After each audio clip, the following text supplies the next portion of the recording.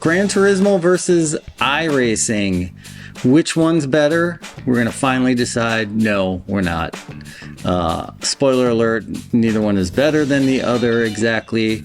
They're both different, and I'm going to go through my experience of being a very long time Gran Turismo player and trying iRacing. I'm guessing there are other people that are in that boat. So here we go. I've been playing Gran Turismo since Gran Turismo 3. I started right around 2001, I think, and have gotten every version ever since. I got a wheel probably 20 years ago. I regularly race in a league. I do daily races. I enjoy online racing more than I do single player, and have for a very long time. And going all the way back to Gran Turismo 4 when it was reported and they advertised, marketed that it would be an online multiplayer game, and then it wasn't. I was extremely disappointed, so I've always sort of gravitated toward the online multiplayer racing real people. That said, iRacing has had a big appeal to me, and several times I've looked into it, and basically I got stalled on needing a gaming PC. That was really the biggest hurdle. I am a Mac guy. I am a console gaming guy, mostly for simplicity. I don't really like to get into the complications of a gaming rig, although for some people it might not be a big deal. I'm also an Apple user in general. So for me, that kind of held me back, and then subscription fees and extra costs for content. I was pretty happy in Gran Turismo, but Black Friday came around and I decided to jump on a 3-month subscription to iRacing. It was less than 20 bucks. And I also had access to a PC that I could set up as a gaming rig. It's actually an old Mac trash can.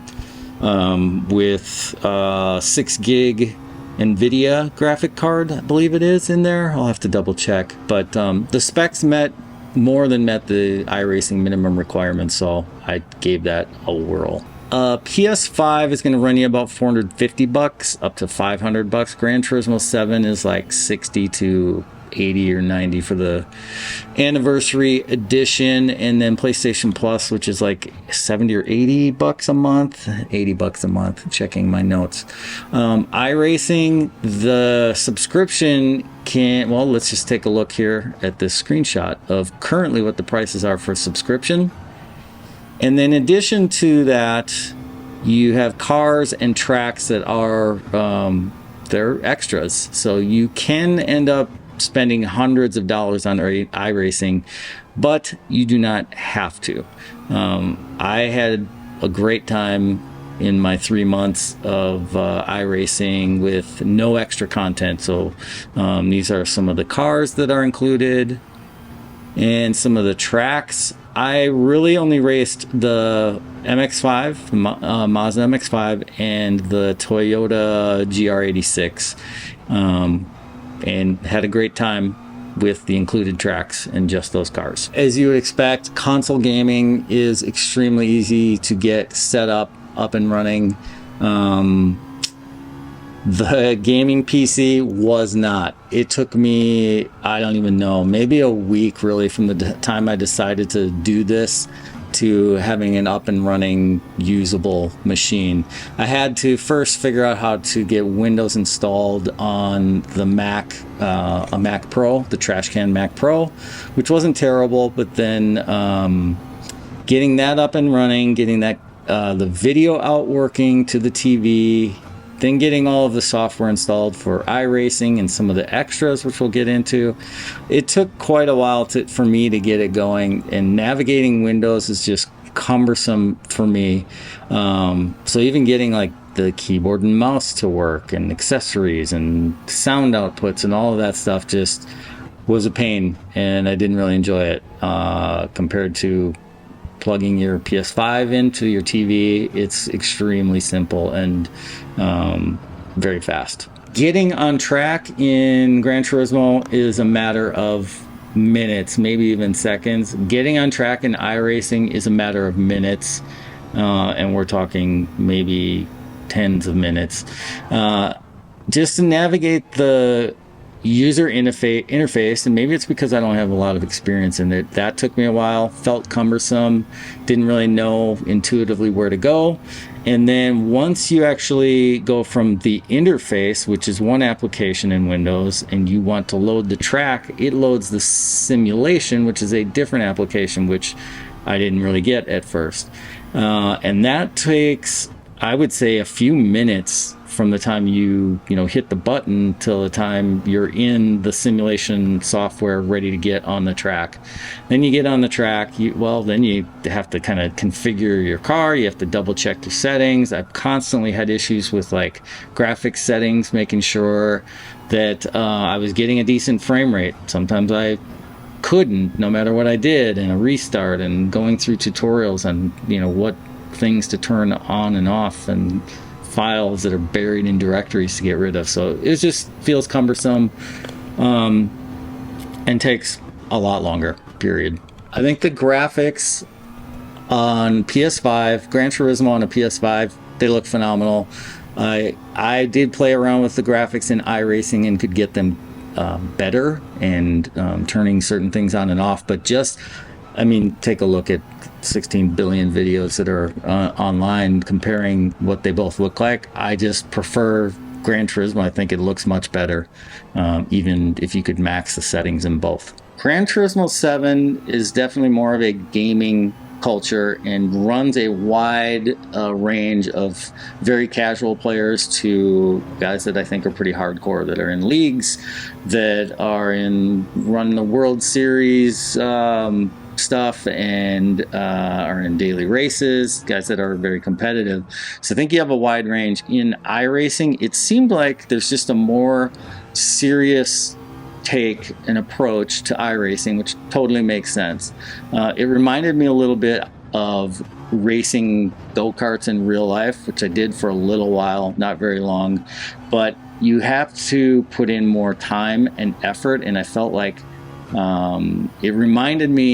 iRacing reminded me more of that you just have to kind of plan for it, and it's a little bit more methodical. It takes more effort, and more time. Doesn't necessarily take a lot more money. That's kind of a big plus. So it's really a matter of, like, if you enjoy that and want to take it more seriously, then I think iRacing has the edge there. If you want to jump in, be on track, and be racing even against real people, get in a league, all of that stuff, I think it's just quicker and easier to do in Gran Turismo. Also, if you're in a league, which I have been for 2 years now almost, you kind of, those are your friends, those are your buddies. We hang out, we practice during the week, we joke, hang out, chat during the week.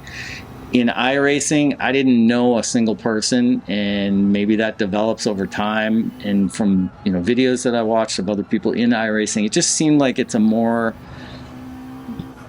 serious approach and less opportunity to just kind of like hang out, because you're on track practicing, then you're in an official session, then you're in an official race, and there is voice chat, but you have never talked with the people that are in voice chat. When I'm playing Gran Turismo and I'm in voice chat, it's with league members, people that I've been hanging out with for a couple of years. Very different feel. So I don't even know if I actually used my voice on voice chat in a race, just listening to other drivers, which a lot of it is just people complaining that somebody else screwed up and ruined their race. And it's not exactly I didn't get more of a friendly feel to that sense. Just different though. iRacing feels a little more serious. Gran Turismo seems a little more casual. Kind of like if you like to play pickup basketball and you just show up at the court and you get in a game, that's Gran Turismo. If you are in a rec league with a schedule and there's a ref at your officiating your game, that's iRacing. Simhub compatibility, I'm going to talk about this a little bit. I don't think most Gran Turismo 7 players are using Simhub, but if you don't know this, Gran Turismo 7 does broadcast the telemetry data. So your throttle position, your brake position, your steering wheel, everything that's going on, all the physics within the game are being broadcast. If you have a separate PC, you can receive that telemetry data and do stuff with it. So like on my rig, I've got wind simulation. So it's taking the speed of your car and translating that into voltage that is controlling fans to give me wind simulation. Rumble pedals, on each pedal, one is giving me basically traction loss. And then on the brake, I'm getting, well, traction loss, I guess, in a different sense, but brake lockup. So I've got rumble motors that give me that feedback. And then I've got base shakers under the rig that take all sorts of effects. So road impacts, road vibrations, gear shift, things like that. So you can do that with Simhub, and it works great in Gran Turismo 7. iRacing, it also works great. You run it on the same PC. That's the one thing. If you're running Gran Turismo and you want to run these effects, you need a separate PC running Windows and running Simhub. It's an application. iRacing, it's all running on the same computer. I did feel like the support and the effects within iRacing were maybe a little better, or you had better control, but they're probably pretty even in that regard. It's just you have the complication of you need to set up a separate Windows machine if you want to run it in Gran Turismo.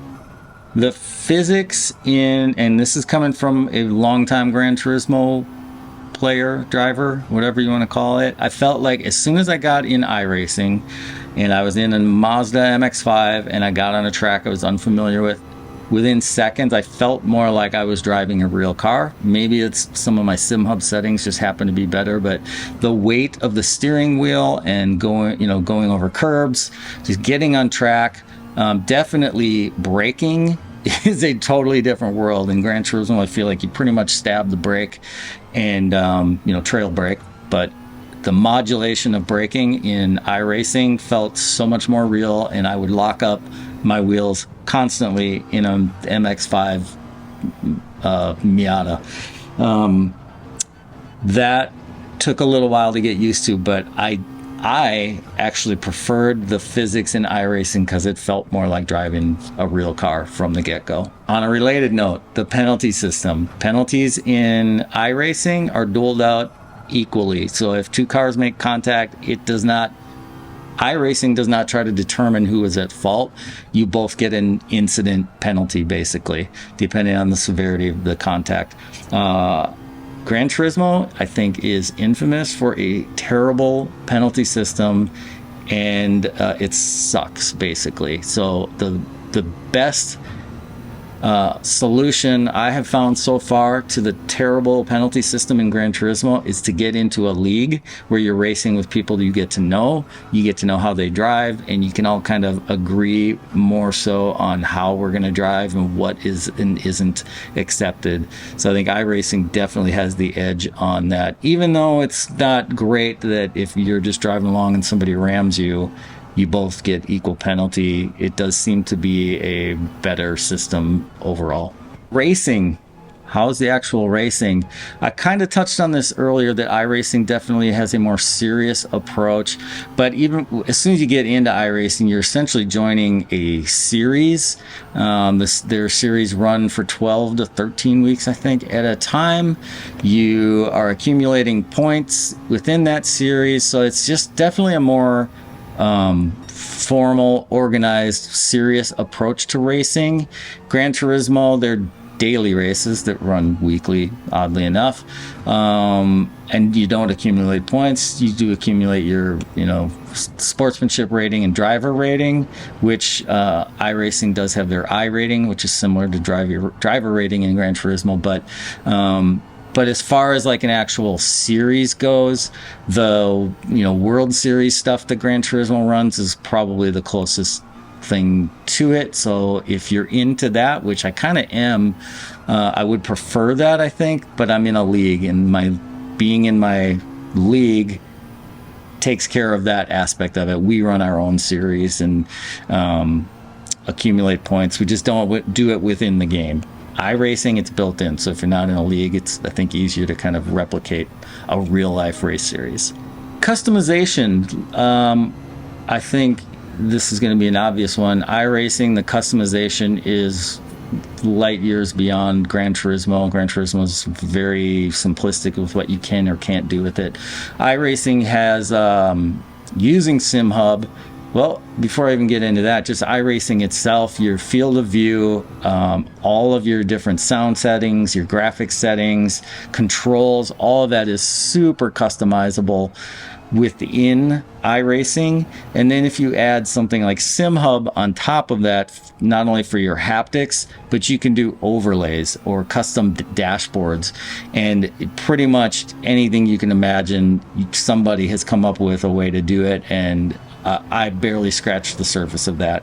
I had leaderboards and a map, maybe telemetry I threw in there, but I barely even touched that. But if you're into that, iRacing is light years beyond what you could do in Gran Turismo. Using Simhub in Gran Turismo, with Gran Turismo, you can do things like custom dash, but now you need a separate display to do that. So it just gets a little more complicated when in iRacing you just do it right on the screen. Plus, if you're into triples and that kind of immersion, I don't even know that you could do that on a PlayStation at all anymore. I think that used to be a thing if you ran three PlayStations with 3 discs of the game you wanted to do, but it's just not feasible, not in Gran Turismo. Streaming and captures. This is going to be going along with the theme here. iRacing, I think you can do a lot more if you're running like OBS on top of your iRacing. You've got more power, you've got more features, but it's way more complicated, at least for a guy like me who's a Mac plug and play type person for the most part. Although I've done OBS on Mac and played around with some of these things, I just feel like it's a more complicated thing to keep track of running on a PC to make that all work. If you want to stream or capture on your PlayStation 5, it's like one button basically. So you can you hit the share button, as long as you signed into your YouTube or Twitch account, you'll be up and running in no time. I kind of preferred that. I've got a PS5 camera over there, and when I have done streaming or captures, it's been super easy to do. That said, it's not very powerful. You don't get to do much as far as customizing and overlays, streaming overlays, things like that. So you give up power for the simplicity. Talked about some of this a little, but extras in Gran Turismo, if you're running a separate Windows PC with Simhub, you can use some extras. I talked about like running the haptics, external dashboard. You could even run like an analog tachometer, speedometer if you wanted to get into those things. In iRacing, I think it's just far more powerful with those kinds of what you can do with those extras, because you're on the same system, so it's easier to get it on the same screen. But some of the other extras that I discovered and had a good time playing around with were Crew Chief. Crew Chief is basically a virtual crew chief that talks to you while you're driving, along with a spotter. So as you're driving, if there's a car on your left and you don't see it, your spotter is telling you there's a car on your left. Still there, now you're clear. That's super cool and adds to the immersion factor for sure. And then you've got a crew chief who's telling you, you're a half second down in the sector. And yes, I use down as an example because that's usually what they're telling me, is I'm going too slow. But it's totally customizable. I'm going to throw this up on the screen here too. This is some of what you can change in Crew Chief. It's just if you dig getting into like this kind of customization, then you're gonna have fun with something like Crew Chief. Another extra I discovered, which is in alpha right now and is free, is trophy.ai, which is pretty much an artificial intelligence coach that is running in the background, capturing your laps, your telemetry data, and then comparing it with their experts that have driven the same car on the same track, then you can pull this up. I'm going to show an example here, and you can overlay telemetry. It will show you, it'll give you an assessment that's telling you where you're going too slow, where you can make up time, and then kind of grades you on certain things. So it'll give you an analysis then, and you can go turn by turn and compare. Where are you braking? Are you braking too much? Are you braking too little? Is your trail braking good? Is it garbage? Are you getting on the throttle too soon? So it gives you a ton of assessment and analysis, and I really liked using that, going back and checking these things and realizing I have a bad habit of pressing the brake way too hard. I am getting on the throttle too soon and then essentially double throttling.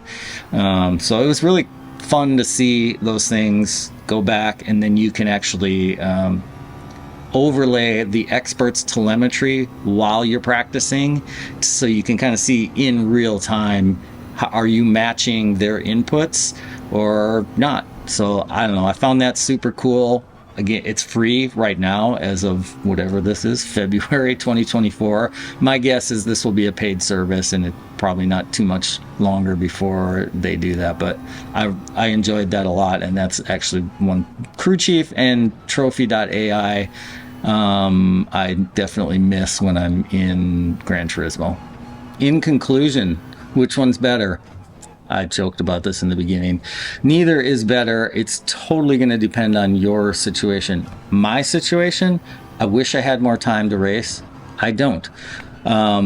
So at the end of the day, what I found out is when I would think about racing and do I want to jump on iRacing, and I would, but then I would think, what time is it? Am I going to be able to am I going to get enough practice in to get the next race? I'd have to look up that series. Is it a track I'm familiar with? And if it's not, that means I'm going to need even more time to practice. So for me, I felt like I didn't have quite enough time to make it work for me. If I had more time, and maybe someday in the future, I would get into iRacing. I think the realism is awesome. I love the idea that you're getting into a series. Like, I could see myself for a full year even just racing the MX-5 and totally enjoying myself and approaching it more like you would if this was in real life. I'd own a race car, and if I was lucky, I'd be getting around the region to race a few different tracks. When I did go-karts, I had one go-kart. I raced one track, and they changed the configuration to kind of mimic that you're on a different track. So that I could see getting into and really enjoying it. But for now, some weeks I have more time to get into racing and practice, and sometimes I don't. So I find myself, if I want to kind of just jump in and do some racing, for me, for where I'm at now, Gran Turismo is a better fit. So maybe that changes in the future. But I'd say if you're thinking about iRacing, know that it is, the money part is one thing. If you intend to have all the cars and tracks, or lots of the cars and tracks, you're going to need a bankroll of a few $100 probably. But even if you don't want all of that extra content, just getting into racing and being competitive, I think is going to take you more time, energy, and effort than, at least more time and energy, to get to a comparable spot in Gran Turismo. It's going to take you longer in iRacing. So that's it for me. Whatever questions you got, if I can answer, I certainly will try. Drop them below. Thanks for watching. Hope this was helpful to some of you. Also, thank you all who have been subscribing. We hit 500 subscribers not too long ago. So that's super exciting. I can't thank you guys enough. I'll keep trying to make content that you guys like, checking the analytics, and hopefully we keep this thing going. Take it easy. Thanks for watching.